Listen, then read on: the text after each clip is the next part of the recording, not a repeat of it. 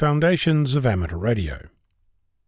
About a year or so ago, I received a message from a friend of mine. The message asked if I would have or could find a use for some amateur radio gear from their active amateur father, who became a silent key. That started a sequence of events that leads us here today. In the year that followed that message, I became the grateful owner and archivist of an amateur shack that belonged to Walter VK6 Bravo Charlie Papa, silent key. Walter had two calls that I know of, VK6BCP, last logged on the DX cluster on the 5th of April 2012. His other call, from Switzerland, was Hotel Bravo 9 Charlie Alpha India, last reported on the cluster on the 23rd of February 2005. The more I dig into Walter's collection of all things that make a shack, coax, connectors, boxes with spares, power supplies, odds and ends, the more I find a kindred spirit. I never met Walter, but he and I share the same sense of order. We sort things in the same way. We have the same kinds of things on hand, and it's gotten to the point where it's hard to tell where his shack ends and mine begins.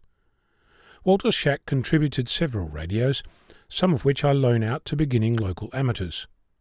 I took one with me on a recent trip, and I've been using one to run a weekly net to see how this particular radio works and what quirks exist. One of the requirements to actually switching on that last radio brings me to breadcrumbs. I needed a power supply to make the valves glow. Well, the digital display, but you get the idea. There was a suitable power supply on the shelf, but I had no idea when it was last switched on, if it worked, if it would set fire to my shack, what the state of it was. It looked near new, no scratches on the paint, bit dusty, but it looked as well loved as my own power supply, which is now coming up to nearly a decade old. I picked it up and the power supply rattled. Never a good thing in a device that has no moving parts. On closer inspection, I noticed that only 4 of the 14 screws were holding the case together, and it stopped me from plugging the thing in and turning it on, with a standby fire extinguisher at the ready.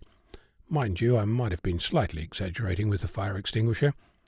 I did what any enterprising radio amateur would do in that situation.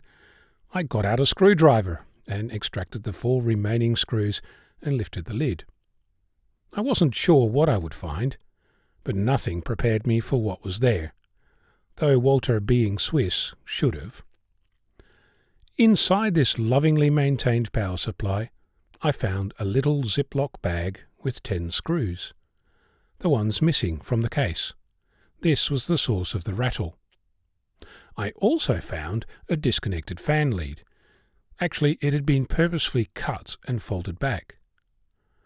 Now, why do you suppose that was? For my money, Walter knew this power supply well. His power requirements didn't need a fan. Truth be told, mine probably don't either. And to keep everything in one place, and to remind himself that he'd made a modification, he'd done the smart thing. Made it obvious that something had been modified. He could have put a sticker on the case, but over time that would have faded.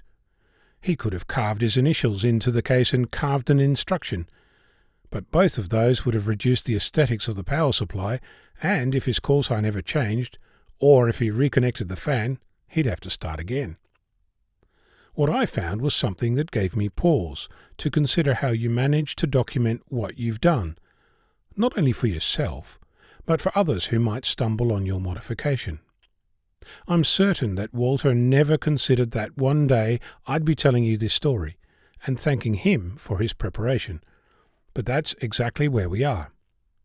You might come away from this wondering what the point was of all this.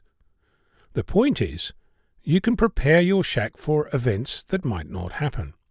You might lose your memory, become a silent key, or have a beginner borrow your kit. You'll never know what it will be. What you can do is make it possible to discover that something has been changed. Walter could have just as easily put all 14 screws back in, and I would have never been any the wiser. I might have thought that the fan only came on under load, instead of not coming on at all, ever, because the lead had been cut. My first sign of trouble would have been magic smoke escaping and perhaps the need for a fire extinguisher. Leaving breadcrumbs for discovery is a really simple and helpful way to document your adventures. Thank you, Walter. Victor Kilo 6 Bravo Charlie Papa, Silent Key. It's been a pleasure to know you through your shack. I'm Ono, Victor Kilo 6 Foxtrot Lima Alpha Bravo.